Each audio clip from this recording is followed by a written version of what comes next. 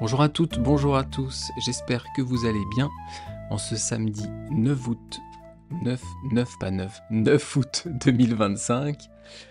Et aujourd'hui, on va parler d'une nouvelle fable de La Fontaine. Mais avant ça, je vous souhaite la bienvenue dans le français c'est facile avec Adrien. Alors, nouvelle fable de La Fontaine avec un oiseau et une fourmi. Cette fable, elle s'appelle La colombe et la fourmi. Comme d'habitude, je vous réexplique comment on va faire. Donc je vais d'abord vous lire la fable doucement pour essayer que vous puissiez comprendre, pour faire en sorte que vous puissiez comprendre les mots. Même si vous ne comprenez pas le sens, ce n'est pas grave. Je vais vous l'expliquer après. Donc d'abord, je vous lis la fable doucement. Ensuite, on va prendre ligne par ligne, vers par vers, cette fable. Et je vais vous expliquer les mots compliqués, les mots qui peuvent être compliqués pour vous à comprendre. Ensuite, je vous lirai la fable à vitesse normale, comme si je la lisais à un français, pour que vous puissiez aussi vous habituer à entendre quelqu'un qui parle français plus rapidement, en tout cas normalement. Et enfin, je vous lirai une version simplifiée de la fable, une version plus facile que j'ai réécrite moi-même. On pourrait appeler ça la version d'Adrien. Mais tout de suite, on va passer à la vraie version, à l'original, donc la fable de Jean de La Fontaine, La colombe et la fourmi. Le long d'un clair ruisseau buvait une colombe. Quand sur l'eau, se penchant, une fourmi y tombe. Et dans cet océan, l'on eût vu la fourmi s'efforcer, mais en vain, de regagner la rive. La colombe aussitôt usa de charité. Un brin d'herbe dans l'eau par elle étant jeté, ce fut un promontoire où la fourmi arrive. Elle se sauve, et là-dessus passe un certain croquant qui marchait les pieds nus. Ce croquant, par hasard, avait une arbalète. Dès qu'il voit l'oiseau de Vénus, il le croit en son pot et déjà lui fait fête. La fourmi le pique au talon. Le vilain retourne la tête. La colombe l'entend, part et tire de long. Le souper du croquant avec elle s'envole. Point de pigeon pour une obole. Et avec ça, je viens de vous lire la phrase. Je vais arriver à parler français. Je viens de finir de lire la fable de La Fontaine, La colombe et la fourmi. Vous pouvez retrouver le texte sur internet facilement, ou bien alors, sur mon site Patreon, vous vous abonnez et vous aurez le texte dispo, ainsi que les transcriptions de tous mes podcasts, si vous voulez lire du français en même temps que je parle, en même temps que vous écoutez. Alors, on va commencer à étudier donc cette fable. La première ligne, c'est « Le long d'un clair ruisseau buvait une colombe ». Un clair ruisseau, c'est en fait une petite rivière qui est claire, donc où on voit à travers. Donc on comprend que c'est de l'eau qui est propre. Une petite rivière, c'est un ruisseau, donc il y a un petit ruisseau qui coule, et à côté, donc au bord du ruisseau, il y a une colombe qui boit. Une colombe, c'est un oiseau tout blanc. Ça ressemble à un pigeon, mais le pigeon, lui, est plutôt gris et un peu bleuté, bleu-gris. Eh bien, la colombe est toute blanche, comme sur la couverture du podcast. Bien que sur l'image, la colombe a un petit peu de marron, mais en général, une colombe, c'est tout blanc. Donc en fait, il y a une colombe, un oiseau, qui boit près d'une rivière, qui boit dans une petite rivière. Ligne 2. Quand sur l'eau se penchant, une fourmi y tombe. Alors, la colombe est en train de boire et se penche sur l'eau. La colombe voit une fourmi tomber. Une fourmi, c'est un petit insecte, noir ou rouge, je crois qu'il y en a même des jaunes, et qui fait des fourmilières, qui vit dans la nature. On en a aussi parfois dans les maisons. Regardez l'image du podcast et vous allez comprendre ce que c'est qu'une fourmi. Donc l'oiseau boit au bord de l'eau et la colombe voit une fourmi tomber dans l'eau. On continue avec la ligne 3. Et dans cet océan, l'on eût vu la fourmi. Alors, dans cette phrase, qu'est-ce que je vais vous expliquer? L'océan, c'est comme une mer, mais très grande. Pour nous, c'est un ruisseau, c'est une petite rivière, pour l'oiseau aussi, mais pour la fourmi, qui est toute petite, eh bien c'est comme un océan, c'est comme une très grande mer. Donc, dans cet océan, dans le ruisseau, après, on a l'expression « l'on eût vu la fourmi ». C'est L''O''N. Ici, le « on », il représente en fait le lecteur. C'est nous qui nous imaginons la fourmi tomber dans l'eau, la fourmi tomber dans l'océan. Et les fourmis ne nagent pas bien. On continue avec la ligne 4. S'efforcer, mais en vain, de regagner la rive. S'efforcer, ça veut dire essayer.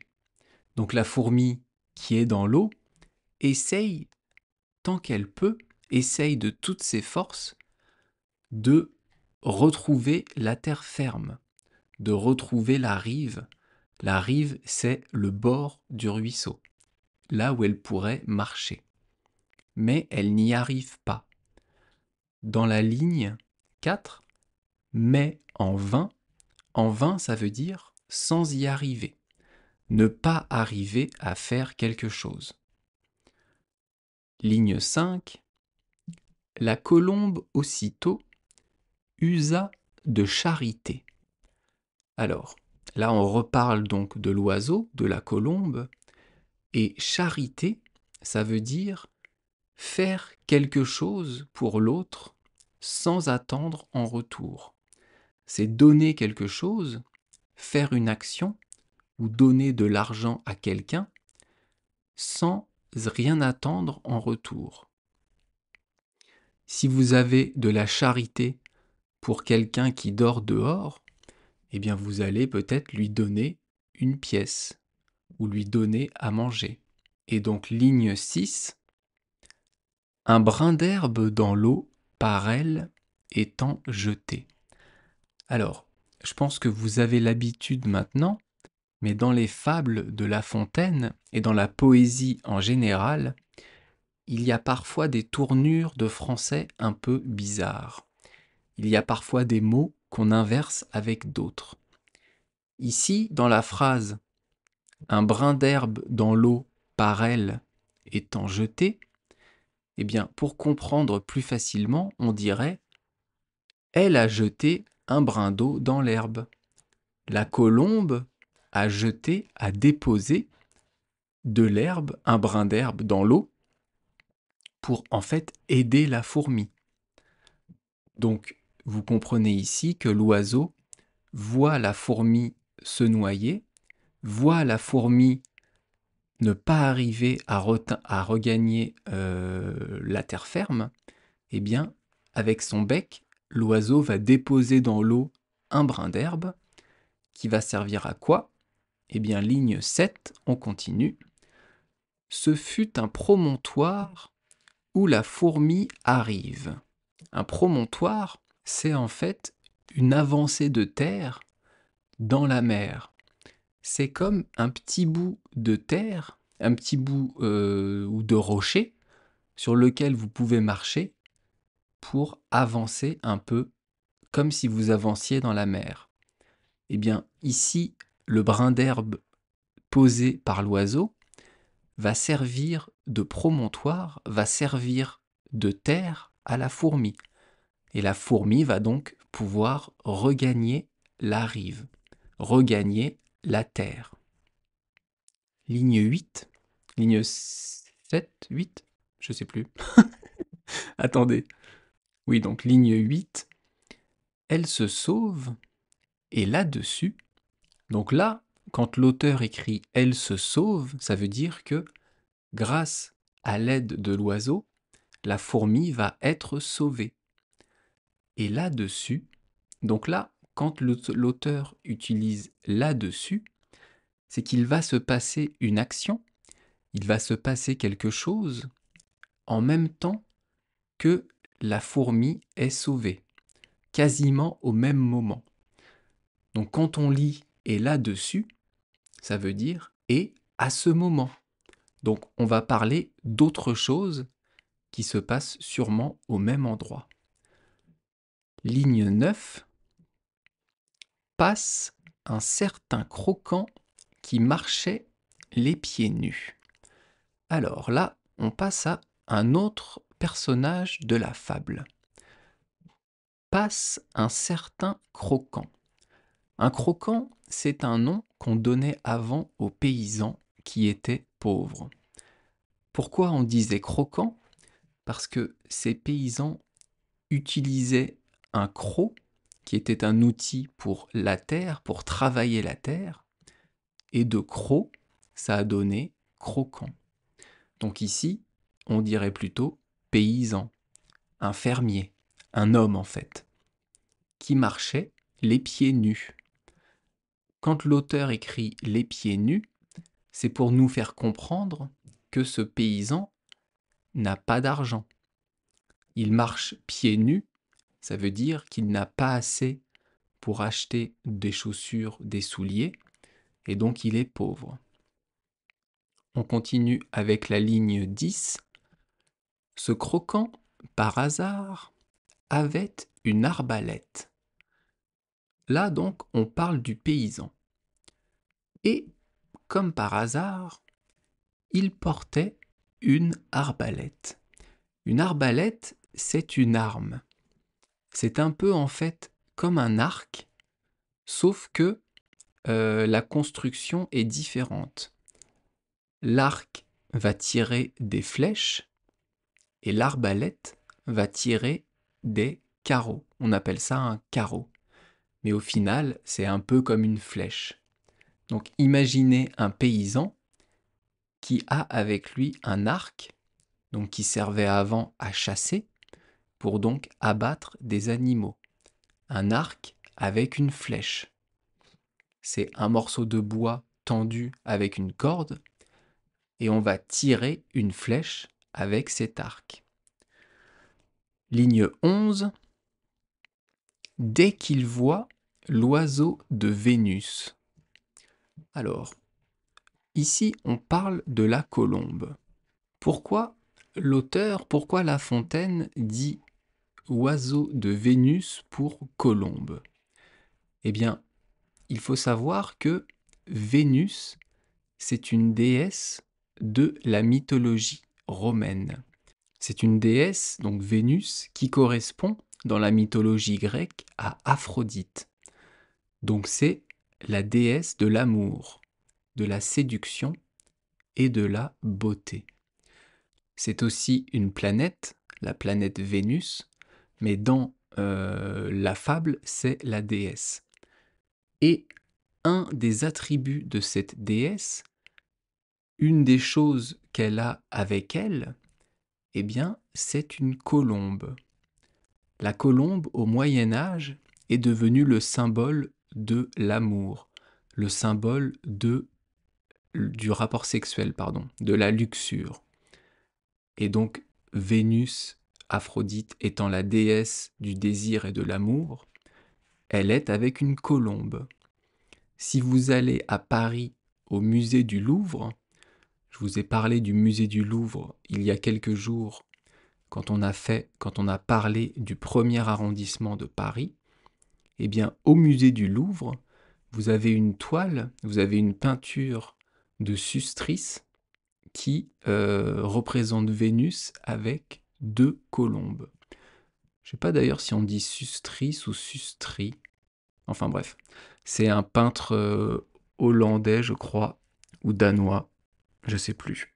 Bref, vous avez une peinture de ce peintre de Vénus avec deux colombes au Louvre.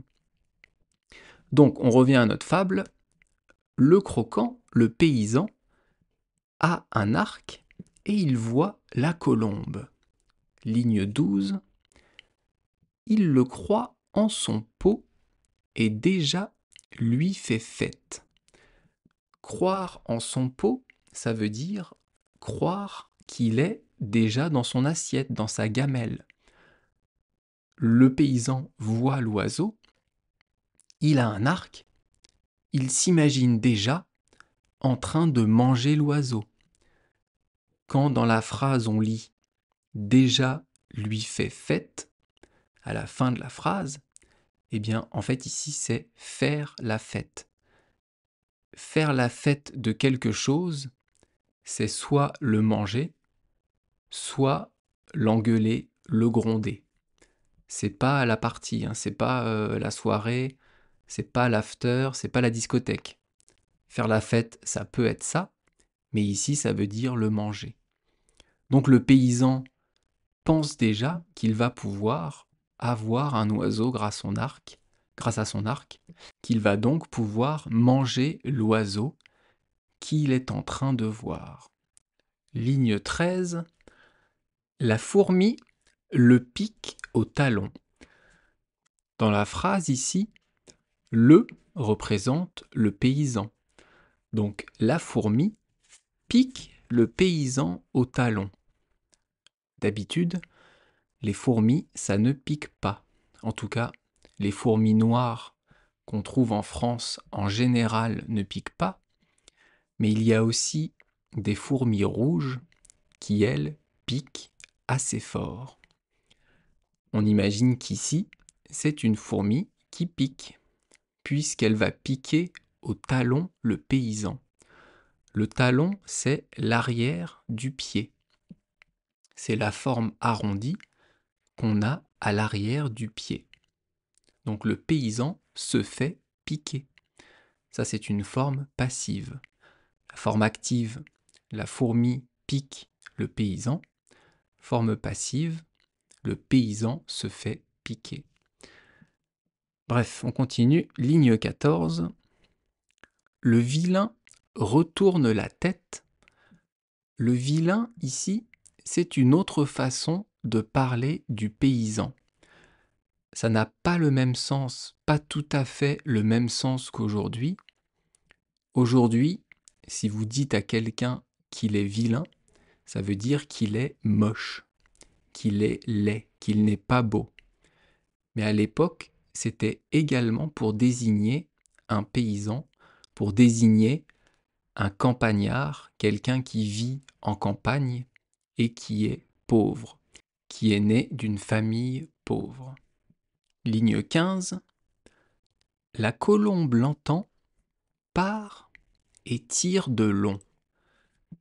La colombe entend le paysan qui a bougé.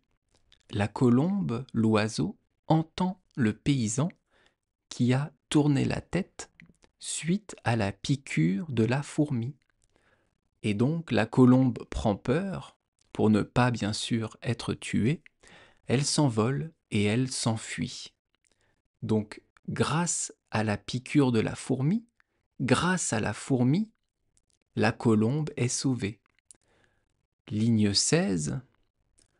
Le souper du croquant avec elle s'envole. Le souper, c'est le dîner. C'est ce que le paysan, ce que l'homme allait manger. Et donc, l'oiseau s'envole en même temps que le repas. Le paysan pensait manger la colombe, eh bien non, tout s'est envolé. Et dernière ligne, ligne 17, point de pigeon pour une obole. Alors, point de pigeon, ça veut dire pas de pigeon, pas d'oiseau. Ici, l'auteur dit point de pigeon, mais on pourrait dire point de colombe. Ce sont des oiseaux qui se ressemblent. Et à la fin, pour une obole, alors, je vous explique ce que c'est une obole. L'obole, c'était une pièce de monnaie, je pense que c'était dans la Grèce antique, ou dans la Rome antique. Non, dans la Grèce antique, je pense que c'est une monnaie grecque, qui représentait quelques centimes aujourd'hui, donc une toute petite pièce. Donc ici, la phrase c'est « point de pigeon pour une obole ». Donc pas de pigeon pour 1 centime. Le paysan pensait pouvoir tuer l'oiseau et donc manger. Donc avoir un oiseau quasiment gratuit. Eh bien non. Grâce à la fourmi qui a piqué au talon le paysan, celui-ci ne mangera pas l'oiseau. Alors c'est quoi la morale ici? En fait, l'oiseau, au début, a aidé la fourmi, et après, grâce au fait que l'oiseau ait sauvé la fourmi, eh bien, cette dernière, la fourmi, va aider l'oiseau. Donc la morale, c'est qu'il faut aider son prochain. Il faut aider l'autre, faire preuve de solidarité, et peut-être qu'un jour, cette personne ou une autre pourra t'aider en retour. Faire le bien autour de soi, être solidaire avec l'autre, aider l'autre, c'est toujours quelque chose de bénéfique, et pour l'autre, et pour soi. La morale ici, c'est donc ça. C'est aussi de rendre le monde meilleur, en aidant son prochain, en aidant autrui, en aidant les autres, sans attendre en retour. Cette fable, je sais pas vous, mais moi, elle me fait penser un peu à la fable Le lion et le rat. La morale, c'était on a besoin d'un plus petit que soi. Le rat avait aidé le lion à se sortir du filet en mangeant les mailles du filet, alors que le lion n'arrivait pas à s'en sortir. Cette fable de La Fontaine, Le lion et le rat, eh bien elle ressemble à la fable d'aujourd'hui. Un petit animal va aider l'autre. Donc la morale, vous aurez compris, c'est aider l'autre, aider ceux qui vous entourent, et comme ça, vous contribuerez à rendre le monde meilleur. Cette fable, Le lion et le rat, si vous voulez écouter le podcast, c'est possible parce que on l'a déjà vu ensemble. On l'a déjà travaillé. Et cette fable, ce podcast, c'est le numéro 57. Donc 5 et 7. Si vous voulez réécouter l'analyse de cette fable, faites-le, ne vous privez pas. Et donc on arrive avec ça à la fin de l'analyse de cette fable. Je vais donc vous la relire en entier à vitesse normale, en vitesse standard de français, et après, je vous lirai ma version facile à comprendre pour que vous puissiez bien comprendre la fable et que vous écoutiez du français facile. Allez, on y va. Donc, La colombe et la fourmi, par Jean de La Fontaine. Le long d'un clair ruisseau buvait une colombe. quand sur l'eau, se penchant, une fourmi y tombe. Et dans cet océan, l'on eût vu la fourmi s'efforcer, mais en vain, de regagner la rive. La colombe aussitôt usa de charité, un brin d'herbe dans l'eau par elle étant jeté. Ce fut un promontoire où la fourmi arrive. Elle se sauve, et là-dessus passe un certain croquant qui marchait les pieds nus. Ce croquant, par hasard, avait une arbalète. Dès qu'il voit l'oiseau de Vénus, il le croit en son pot et déjà lui fait fête. La fourmi le pique au talon. Le vilain retourne la tête. La colombe l'entend, part et tire de long. Le souper du croquant avec elle s'envole. Point de pigeon pour une obole. Est-ce que vous avez mieux compris la fable ? Est-ce que vous avez réussi à comprendre les mots malgré le fait que je parle plus vite ? Maintenant, dernière chose du podcast, je vais vous lire ma version de la fable facile. Et je vais vous la lire doucement. L'oiseau et la fourmi. Un oiseau buvait au bord d'une rivière et en se penchant, voit une fourmi tomber dans l'eau. Pour la fourmi, la rivière est un océan, et donc elle essaye, sans y arriver, de regagner la terre ferme.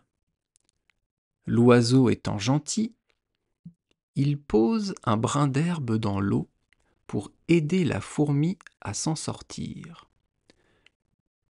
La fourmi est sauvée. Et à ce moment, passe un pauvre paysan qui portait un arc avec lui. Dès qu'il voit l'oiseau, il se voit déjà en train de le manger. La fourmi le pique au talon. Le paysan tourne la tête, l'oiseau l'entend, s'envole, et avec lui, le repas du paysan. Et donc, pas de repas gratuit aujourd'hui. Et voilà, on a fini l'étude de la fable de La Fontaine, la colombe et la fourmi. J'espère que ça vous a intéressé, j'espère que ces podcasts vous plaisent. Si c'est le cas, n'hésitez pas à me laisser un petit commentaire sur Apple Podcast ou Spotify ou peu importe là où vous écoutez mon podcast, peut-être même YouTube, Castbox, que vous voulez, parce que ces commentaires servent à faire connaître mon podcast, à remonter dans l'algorithme et donc à avoir le plus de vues possible. Demain, on continuera notre tour de Paris avec les détails sur le 13e et le 14e arrondissement. Et on verra aussi une nouvelle expression française, bien sûr, qui est « avoir les oreilles qui sifflent ».